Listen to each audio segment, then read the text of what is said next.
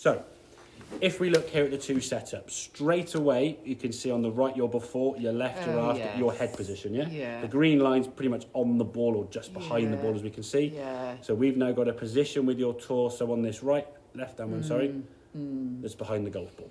Okay, Yeah. whereas this one now is leaning to the way. Yeah. As the swings then go back, you can see as you go back now, okay, look how much more on the right-hand side your knee is bending and where your body's going. I mean, the shadow on your knee's darker because you've leant into the ball so much. All your weight now is pretty much on that left knee. Your head's in front of the ball. You're coming down now super steep. When I say steep, I mean the club's coming down in this direction too much. Now, what's going to happen there now? If nothing changes, you'll slam the club in the ground and it'll hurt. So your brain's going to go, I don't want to do that. I'm going to try and figure out a way to miss the ground, which invariably involves popping up with this knee, which is called the jumping, lifting up of the arms or a standing up of the body, or a combination of all three. Yeah. So when you come through the shot, okay, on this right-hand one now, you're coming down now, oh, I'm hitting the ground, up we go, arms pop up, arms suck in, and we're leaning back, okay? Now, the right-hand one, yes, there's still going to be that instinctive reaction, because obviously that's something you've been doing for a few weeks now, potentially, so to get out of that with a bit of practice. From here now, as the arms can come down, we can stay behind the ball. Now, this one, you're kind of level with the ball with your head.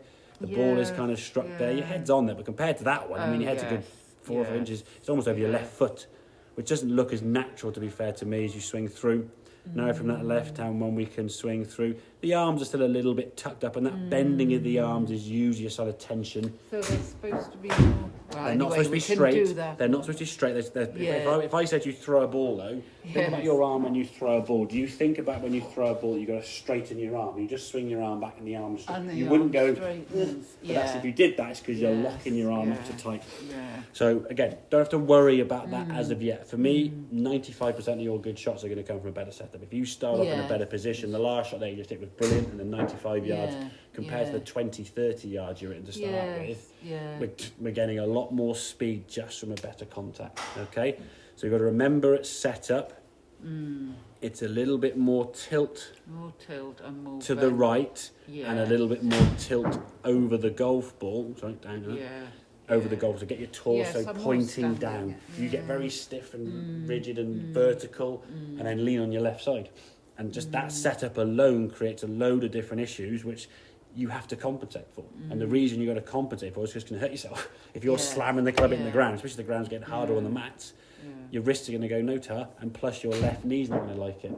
So your way of taking the pressure off the left is push off the ground, just straighten it a little bit. And that's then, we said in the group lessons before, you jumped on that one a little bit, that jumping up and so on, created by that setup. Okay, so a little bit more tilt to that right-hand side, a little bit more tilt over the golf ball. Again, go back to that kind of like chopping wood or axe sort of analogy where we said that you stand behind the tree and you lean back, or that's throwing a ball.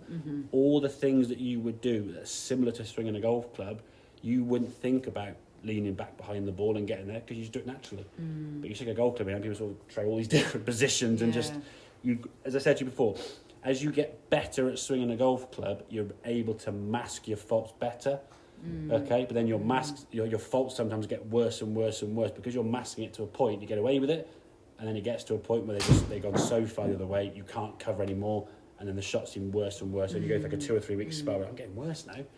It's just the fact you're not able to kind of mask. You've almost got complacent with your setup because it was good, and then sort of got a bit lazy.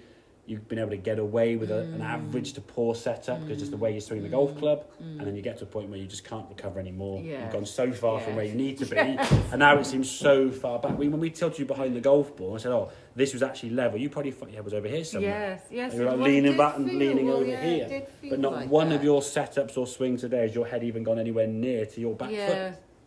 Whereas but the it first does few feel shots, like that. It was over on your left foot. So just that movement. It's only about this much, but it feels about that much. So.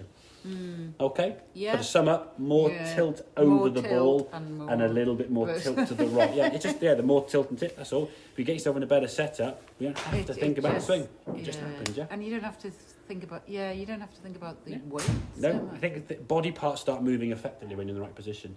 If you start from the wrong position, it's like driving a car.